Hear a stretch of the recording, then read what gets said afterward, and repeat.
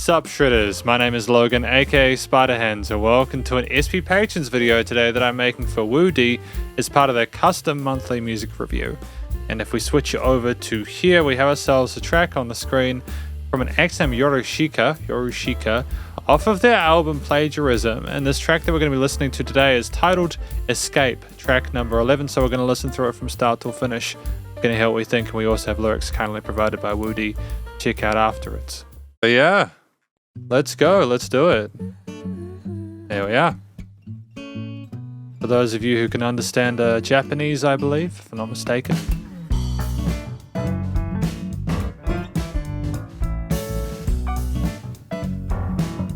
Soulful sounding immediately, eh?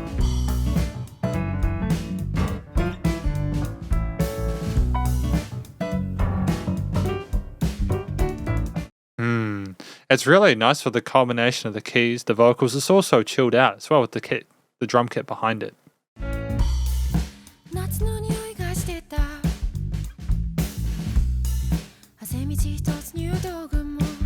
Fantastic technique on the kit, actually.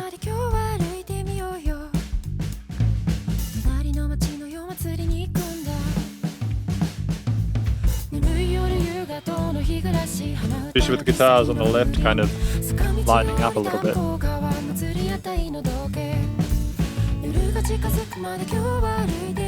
Cowbells.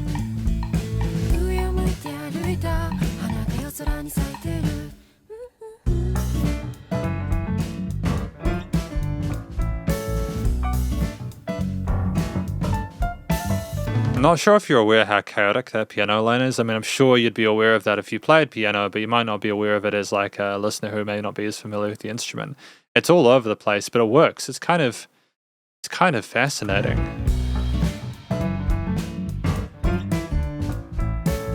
It's like it's trying to fill in the role of multiple instruments.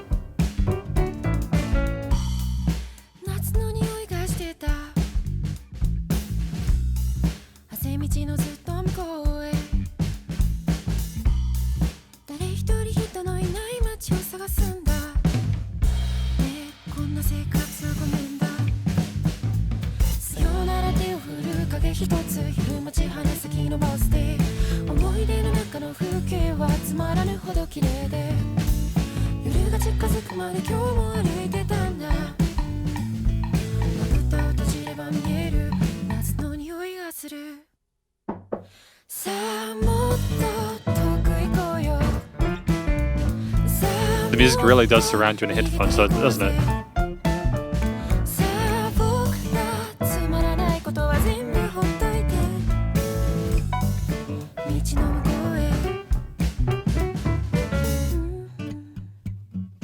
It's interesting how the guitar is always usually on one side though. It never sort of flattens it out.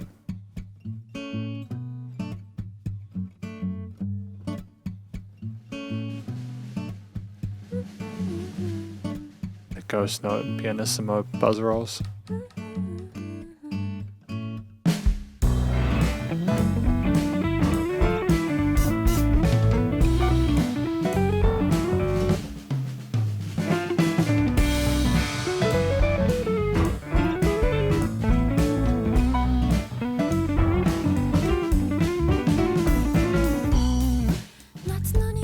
I mean, like, short and sweet for a solo, right?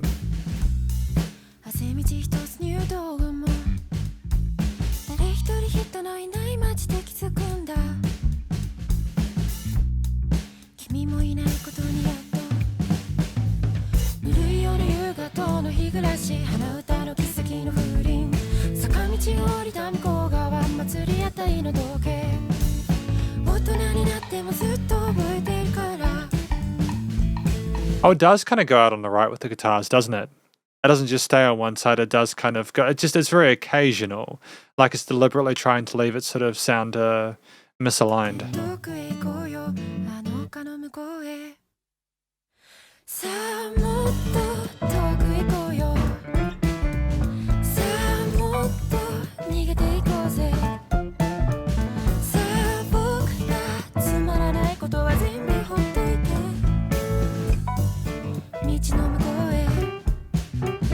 It's a very soft, consistent vocal performance the entire time. Calm and collected.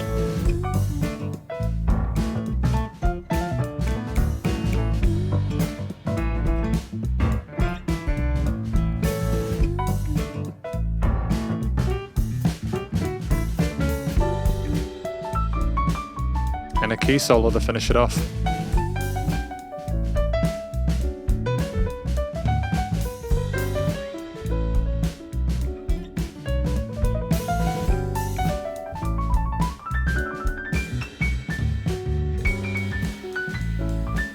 Spicy.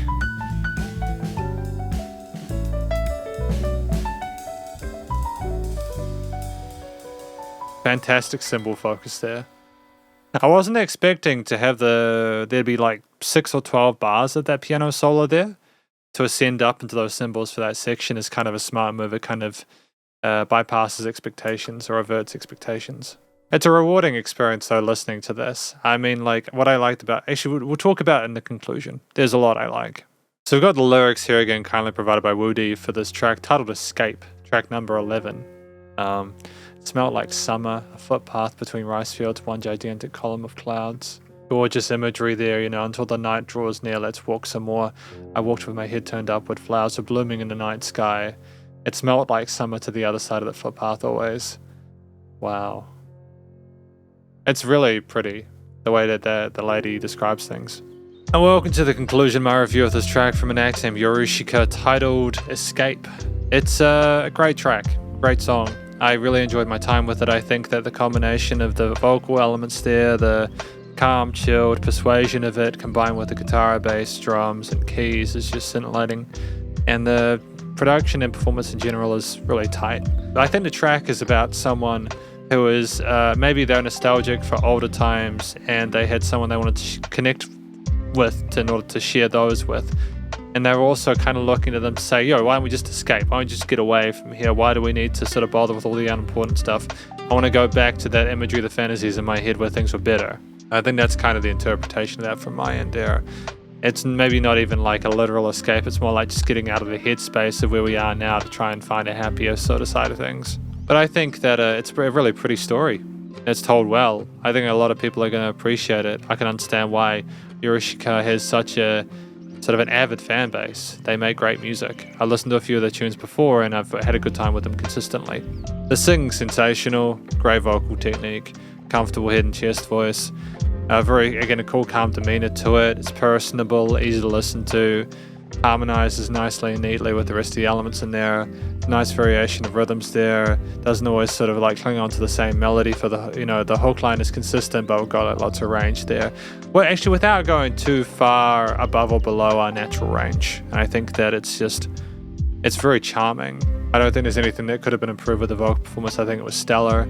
Works well with the personality of the story being told. Excellent work. Track at 4 minutes 47 is quite well fleshed out. Not only are there verses and choruses and that sort of kind of jazz, but we also have several solo sections, namely a guitar solo that's at around the halfway point, and then we have a key solo near the end. And I think that it makes the most of the various instruments within the mix.